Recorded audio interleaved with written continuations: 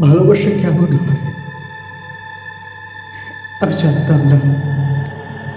বিশেষ করো, ভালোবাসা কথার অর্থ আমি জানতাম না। কিন্তু তুমি আমাকে বুঝিয়েছিলে। তুমি আমাকে বুঝিয়েছিলে ভালোবাসাকে। আর আজ বুঝি আমি কতটা বোকা ছিলাম। আমি আসলে ভালোবাসা চিনতে পারি। আসলে আমি ভালোবাসতে পারি না হয়তো। কি করবো আমি? জীবনে কোনোদিন তো আর ভালোবাসতে পারবো না, কেননা ওই ভালোবাসাটা আমার কাছে অভিশপ্ত হয়ে গেছে। অভিশপ্ত হয়ে গেছে।